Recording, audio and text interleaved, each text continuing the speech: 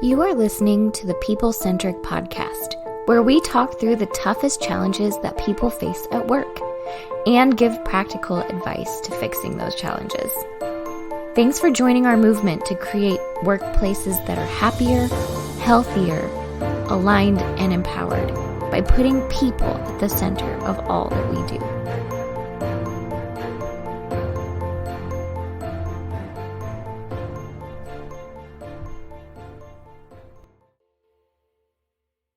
Hello, people-centric leaders. Thanks for joining us again today. My name is Diana Royalty. I'm with People Centric. And joining us today, I also have Stephanie Anderson. Stephanie, will you say hi? Hi, everyone. How was your holiday weekend? We just finished the 4th of July here. How was that for you? It was lovely. I mean, it was a little too hot for my taste, but we read books, we gardened, we took walks. It was great. That sounds lovely. I also have Bethany Taff. Bethany, how are you today? Oh no. I'm muted or unmuted and muted, but I'm great. It was a great 4th of July. Saw lots of fireworks, had food, slept, whatever. It was good. Love it. The fireworks are the best part of 4th of July, but you have to stay up late enough to see them. Yeah, it sounds like you didn't. So you went to bed? Yeah, I did. Well, it gets really late here, or it gets dark here really late. And so fireworks didn't start until like 10:30. And I was like, that's way past my bedtime. That's really late. Yeah. Okay. Really We were home by 10:30. So yeah, they didn't start until later here, and it passed my bedtime. Philip, did you stay up to watch the fireworks? Are you like a night owl? During holiday seasons, night owl, yes. But this is the first year in years we saw only literally fireworks when we were driving back into town from doing stuff at the lake, which was crazy, So we saw like 2 fireworks go up and that was it. We didn't make it to any other fireworks shows this year, though our neighbors gave us those thunderous sounds, all week long. There was nothing but fireworks in the city. everywhere. All our little neighbor dogs were so upset, but it was a great weekend and super stoked to be back though, especially for this podcast. We came in today just to make this very special podcast. That's the only. It's the only thing. No. Well, thanks for joining us, guys. I'm so glad you're all here. Yeah. So today we're going to talk about buy-in. I've seen a lot of articles that say like the best leaders create buy-in and managers who create buy-in have a higher efficiency and all of this good stuff. But what does that actually mean? And how do you do it? And so we're going to talk about that a little bit today. Before we jumped on here, we were talking about how difficult it is to create buy-in. Even when you know that that's what you're supposed to do, it's just hard to do. And we came up with a ton of examples of how not to do it. But today we want to talk about how we should do that. So I think my first question is, Bethany, could you start a little bit about creating buy-in and what that looks like and what that means and why it's important? Because I feel like you do this a lot with our clients. Sure. I think, the idea of buy-in is wanting to make sure that you're getting everybody on the same page and moving in one direction together. And so it might come from you individually as a leader. You might be trying to create buy-in with your team. You might be trying to create buy-in with the people around you. So like your coworkers. You might be in a position within your company, like a sales type of position where you're trying to create buy-in with people externally outside of your organization so that they will come work with you or utilize your product or service or things like that. So there's lots of different ways that you do this. You also probably do this in your personal relationships, in your marriages, with your kids, lots of different things like that, because you want to make sure that you're getting on the same page with people and so that you can make decisions efficiently together, all of that. I don't know if that was it. Would you add anything, Philip? Oh, no, I think that's spot on. Really, so much of life is about building buy-in. And yet, to Diana's point, we have very few examples of when that's really awesome. If you think of the best buy-in experience you have ever had, when it comes to a professional setting, so you kind of have to pause sometimes and think, well, actually, when did that happen? When was, the decision just not made for us or something like that? I was talking to someone recently who was an engineer for the longest time, and their firm had been bought and sold 6 different times in a 10-year period by different, larger organizations that would do investments.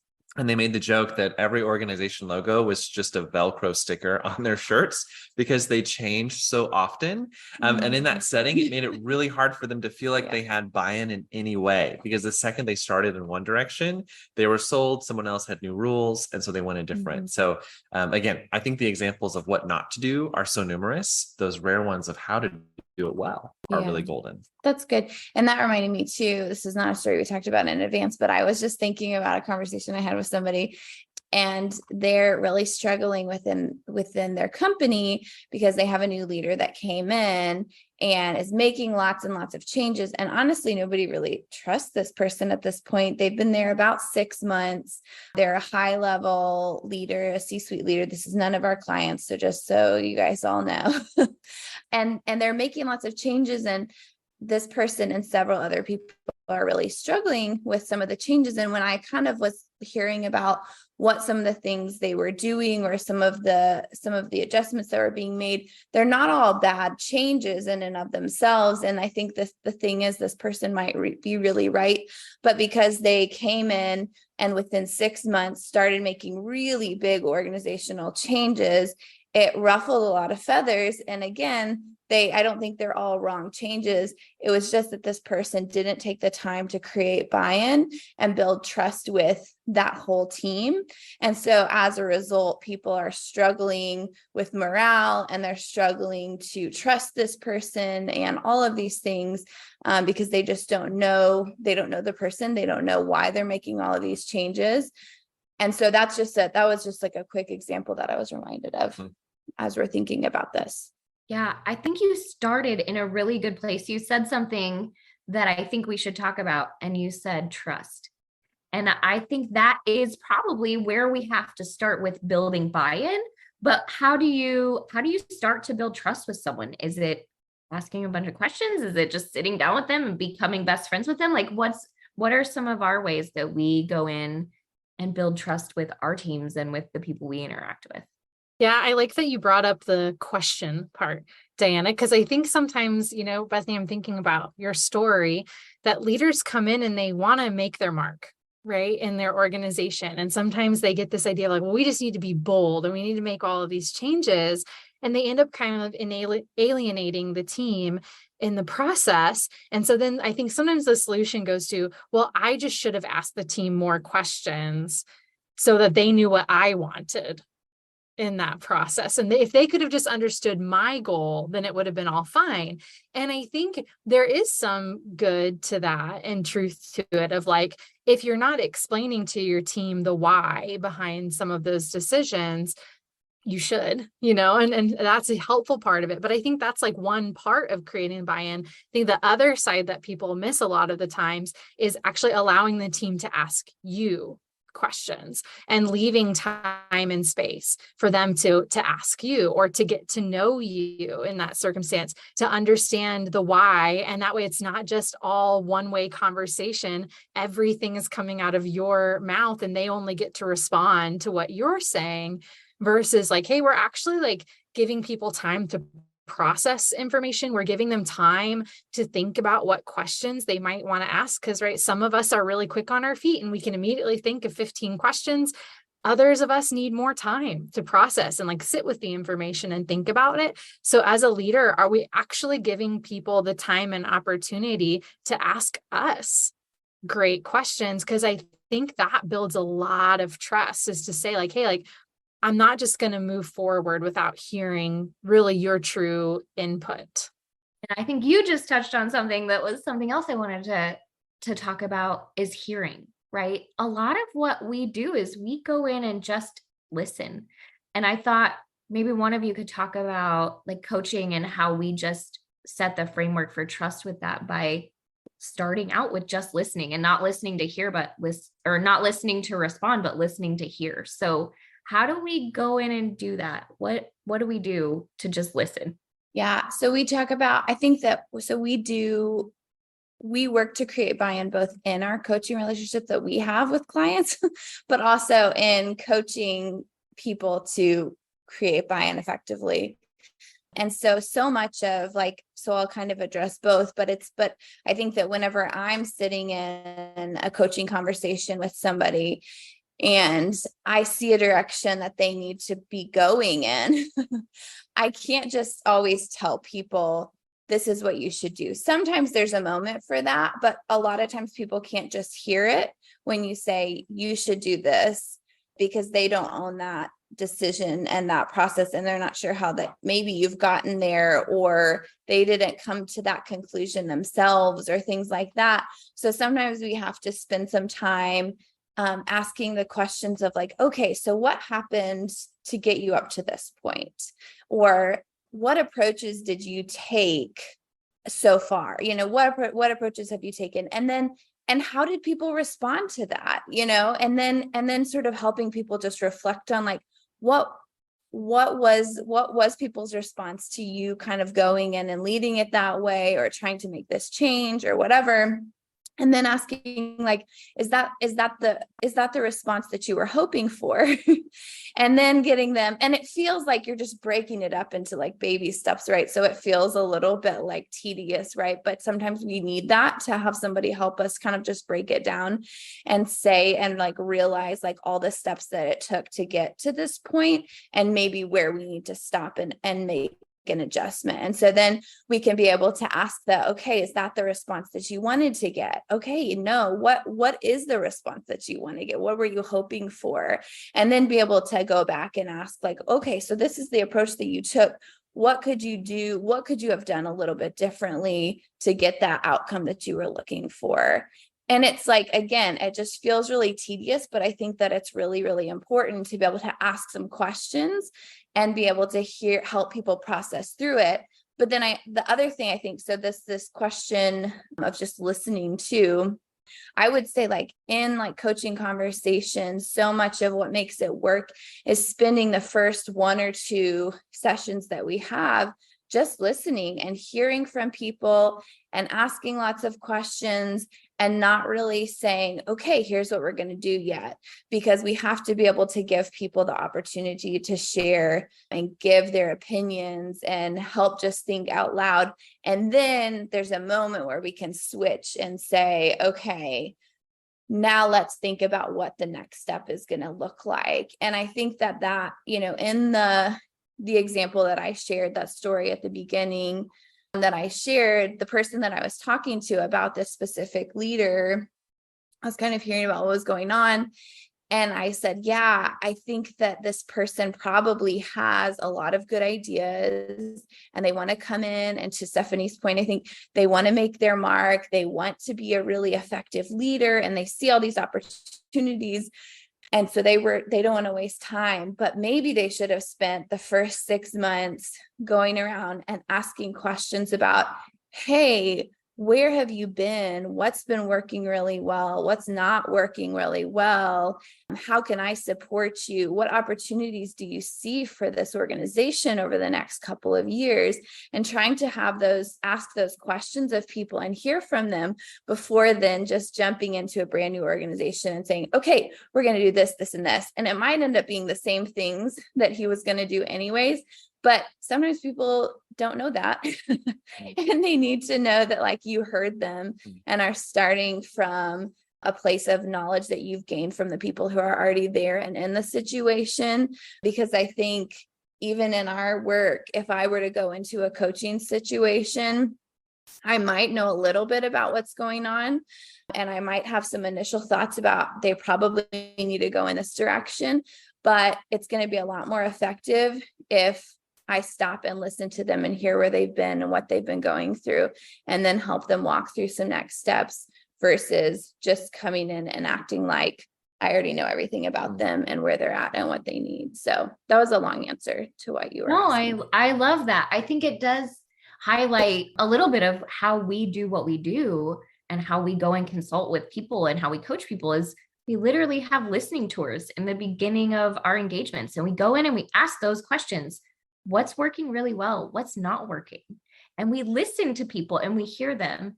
And it amazes me how many times a leader will say something like, oh, my team just doesn't know what's going on. They're not paying attention. They need, more, they keep saying they need more resources, but do they really? Or, they have no idea what I'm dealing with. And then we ask them like, what's working and what's not working? And they absolutely have the same answer as the leader. They know what's going on, but no one has taken the time to sit down and hear them and say, if there was opportunity here, how would you handle it? What would you do? If you could change anything, what would you change? And most of the time they know the problems, they can see the big issues, and it's getting that alignment and getting everyone on the same page and hearing them and then saying, I heard you, I'm going to go do something about it.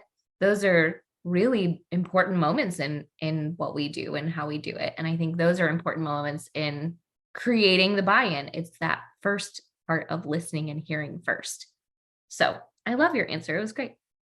Yeah, I agree with that. And to echo some of what you just said, Diana, I think sometimes why the assuming breaks the buy-in so hard, right? As you said, like, you're coming in maybe as the leader or even a new leader in those moments. And, it's a pitfall we have to watch out for, even as consultants, is coming in and making those assumptions and assuming that the people there didn't see that was the problem, or that they didn't already have a great solution. I think it creates this story sometimes on teams of like, oh, they just think that they know more, or they're smarter than us somehow, that they're coming in from the outside and, oh, well, like, of course, this is the solution. And usually it's oversimplifying something that's probably really complex and nuanced within an organization. And to your point, Diana, like, the team probably already knows what it is. They just may not feel empowered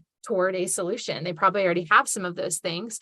And another thing that I was thinking of while you both, Diana and Bethany, were talking was, we will say a lot like effective communication can only really happen when you're willing to admit that you might be wrong. So that's the other thing too, is like, as you work to create buy-in and maybe you embark on some listening tours to really understand what your team or your community needs from you, is be willing to admit that you could be completely wrong. You could be completely wrong and maybe going down the wrong path, or that your ideas aren't feasible. And you're only going to communicate effectively with people when you're willing to have that mindset. Otherwise, if you go in, you're not listening to actually like understand, you're just playing the role. And I think people sniff that out pretty quickly too. Yeah, I think so. I mean, we always say like people are smart and capable and they know what they're doing, and people don't show up to work to do a bad job. They're showing up and they're doing a good job. They're just not aligned with what you want from them because you haven't talked to them about it. We briefly, for a very tiny moment, mentioned talking about the why in something and understanding the why. And I think we should spend a little bit of time explaining what we mean by that and how we get to that and why it's so important. So why is the why important when creating buy-in? Well, people-centric language, we always take it to the basics of alignment and empowerment. And I think the why really leans on this alignment piece. So we're aligned in the same direction. We understand where we're going and why we're going there. And I think a lot of what we do, whether it's the 5 systems, people, processes, communication, those pieces together, all this blends into alignment in our direction. And so if a decision is made that feels like an extreme pivot, it's this new gung-ho leader that has experience, that was called in for a reason to make a really great change. But that happens without that trusted how. The how is not so trusted. I don't like how you're doing this, but I see what you're doing. Mm-hmm. That's where I think the breakdown can happen. But the why is so crucial because really you're like, yeah, this is very fundamental. Mm-hmm. It should line up with our values and our mission. We all should be doing the same way anyway. So it could be, a medical clinic that is making some internal changes to improve access for patients. That's a great why. why. But if that's not understood to a whole team and a whole staff, or a business that changes a billing system or changes a structure or org structure. And I think that that's why it's so essential, because again, there's thought behind it. Changes are rarely made without intention, because nobody likes change to begin with, especially if you're in leadership. Change is not usually the most exciting moment. So change, in my mind, it only happens when leadership usually see a reason for it. But I guess in my mind, a way to kind of test how bought in it is if a decision is made and people who talk about the decision use the words I or use the words we. And if you can use the words, we have made this change because blah, blah, blah, and it's a genuine we, not just for lip service, that shows there's a group of people. And then the kind of, I think, adds value also to the change. So it's not just one person. I made this change for all of us because it's we made this change because, and that I think helps that whole process come out smoother for a team. Yeah, I think those are really good points. And it makes me think about like when you're on the other side of maybe changes that are happening in your organization, how do you respond when you don't feel like there was buy-in that was created? And I think that like, one, we also talk about like assuming the best intention about people, because what you just said was, that there was an intention behind some of those changes, whether you got to be involved with that or not. And so sometimes you can't always change the fact that like there wasn't buy-in created, and maybe the leader at your organization should have done a better job to create buy-in with you, but sometimes that doesn't happen. So then what do? How do you get on board or not, I guess, and try to move forward? And I think that like, one, take the same advice we said to the leader of like, ask the questions. If you don't know why something's being done, ask the questions to whoever you can, to your boss. And hopefully they have an answer and they just maybe haven't communicated that well. And two, I think assume the best about your leaders too, and that they're making good decisions. And it goes back to the why. So again, the person that I was talking to about this new leader that came into their organization, some questions that I asked them, I said, do you trust your CEO, like the main person? I said, do you trust this person? And they said, yes. And I said, okay, do you believe in the mission and vision and values of your organization? And they said, yes. And I said, do you like the direction that you're going, the company is going overall? And they said, yes. And I said, do you like the role that you're in? And they said, yes. And I said, do you have a good boss? And they said, yes. And I said, okay. So then I said, trust those things. And if the answer was no to any of those other things, then maybe that would be another conversation. But if you really trust the leaders of your organization and you trust the direction that they've set for it, then trust them in this decision too, and that they'll make the right choices with that leader or the changes that are happening or things like that too. And so that would be some of my advice or some of the questions that I would ask you if you're sort of falling victim to not being included in some of these decisions or not being able to have bought into what's happening at your workplace. I love that, because I think it's so easy to feel lost in an organization. It's so easy to be like, I don't know, those people up there at the top make all of these decisions and then I just have to deal with it. But I do think that a lot of those leaders at the top, to your point, had intent, right? They did it for a reason. And so it's easy for that intent and those reasons to not get filtered down. And it's easy for that communication to get lost. And so I was going to tell a story about how Donna and I very much trust each other, but think differently about the business. And so when we make decisions, we oftentimes will go to each other and be like, hey, I know you want to do this thing. You've told me you want to do this thing, but I'm struggling to understand why. I'm struggling to understand how you came to that conclusion, why you think that is the thing that we should do. And so we have lots of conversations around, I trust you, but I trust you. And that's probably the better phrase. I trust you, and I need you to show me what you see. And so asking those questions have been good for us. And I see more and more what he sees, and he sees more and more what I see. And I think leaders don't mind being asked those questions in the right way. If I went to Don and I was like, bruh, you're an idiot, and I don't think this is right, he would not take that well. He's a very calm human being, but he would not take that well. But if I go to him and I say, I trust you and I want to follow you and I want to do this right, I just need more information around the why or the how or the process or something, right? Because I'm struggling to get on board. I'm struggling to be aligned with you. I think those are really good conversations to have. And most leaders will not turn their backs to that. They will welcome that and be like, oh my gosh, sit down. I'm sorry I didn't explain that more. Thank you for the question.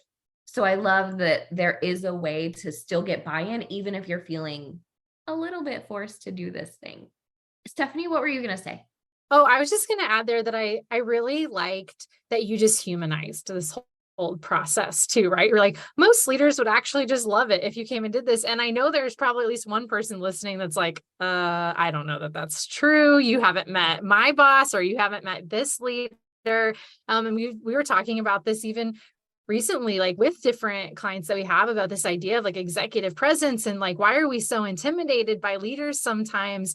And just recognizing like, we're all human doing this. And I think there's always like a good dose of that when you're either trying to create buy-in or maybe you feel like you're being the one kind of pushed into things in an organization that you don't feel comfortable with. I think it's always the right move to just like take a moment and acknowledge we are people at work, and that there's probably a good ounce of like humanization toward our leaders or toward our team that we could apply to this that would help us all understand, and even bring that back to the why of like, we're all here for a reason. We all have motivations for why we work and why that we do the things that we do and the careers that we choose.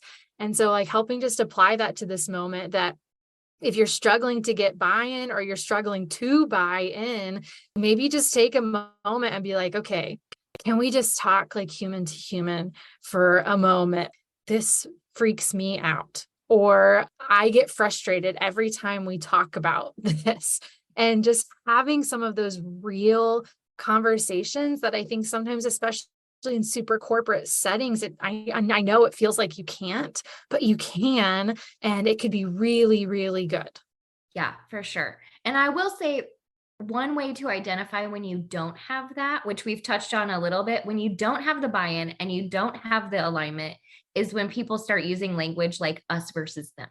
Those guys at the top, they do this to us. We are just doing our jobs. It's a clear separation, and it's not all one team. But what Philip was saying earlier, like if you can say we and mean it and really mean that, like we actually did this together. We brought a team together. We figured this out for the best way for everyone involved. If we can really say we and mean it, then there is that alignment and that buy-in throughout the whole thing. So the us versus them language is something we sort of look for to see if we have buy-in or not. So. With the idea of buy-in too, I think there's probably a few people listening who think, oh my gosh, I have to send a survey to my whole team, or we have to have a whole team huddle before we decide what to set the thermostat to. That's clearly not what buy-in is, though maybe a temperature that might be helpful for people to have an idea of what is appropriate or not. But I don't touch the thermostat here. I just feel like I shouldn't do that. But that's, growing up in we didn't do that in our house either. But basically, not that there's been a moment here where Don said something. Maybe I should try. Maybe we should have a conversation ourselves about that. Now you're talking yourself into buy-in for the thermostat. You're like, I know, maybe I should. It has been a hot July. Stephanie this is intro. the deal. But you can change it. Exactly.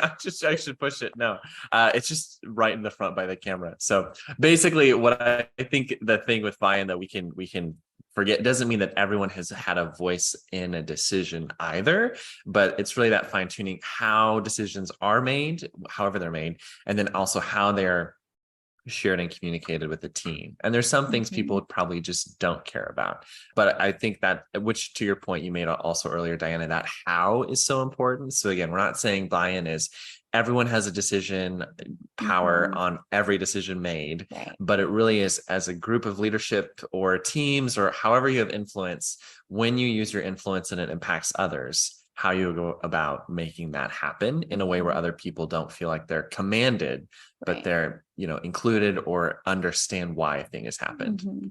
Yeah, that's good. Yeah, I think that was a great distinction you just made, Philip, the how versus the who of, we're not going to create a perfectly democratic society within our our businesses, right? Or in an organization. Like, as much as we all love that idea, and especially as Americans, we've just celebrated democracy in our country. It's not actually true, is it? Like, we can't make every decision completely democratically. But I loved what you said, Philip, of like, what we can do is we can help everyone on our team understand how decisions are made and what parts of those processes they can give input into. Again, that doesn't mean like we're creating buy-in, doesn't mean you give away all of your leadership authority or decision-making power. There are going to be some moments where leaders have to step in, and they are the ones who really, at the end of the day, they make the decision. That is what they're entrusted to do organizationally and apply their wisdom and expertise to that.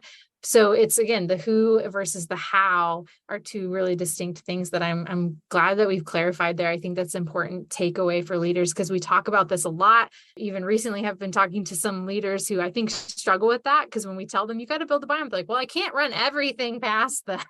Like, no, you're right. You can't. And you're not giving them your decision-making power, but you are helping them understand how you make these decisions and when are the appropriate moments that they could give feedback and input. Man, this is a great conversation. We've talked about the how, we've talked about the why, we've talked about listening. What are some other things? Have we missed something about buy-in and how to create that? Or do you feel like we've humanized it and made sort of a process for that? Yeah, good. Okay. I know I'm going through our who, what, when, where, why. And I know. I was like, we did a lot. We did a lot. That was a lot. Well, thanks for joining us, guys. We hope you got something out of this. If you have questions, you can always reach out to us. We love hearing from you. Otherwise, we will catch you next time. Thank you for listening to the People Centered Podcast. We are so grateful for you joining us every week. If you like this content, please like and subscribe. Also, feel free to share on your social media with everyone that you know. It really does help us. If you would like to contact us, I have put our information in the show notes. Please reach out anytime. We love hearing from you. We will be back next week with a new topic. Until then, be well and lead well.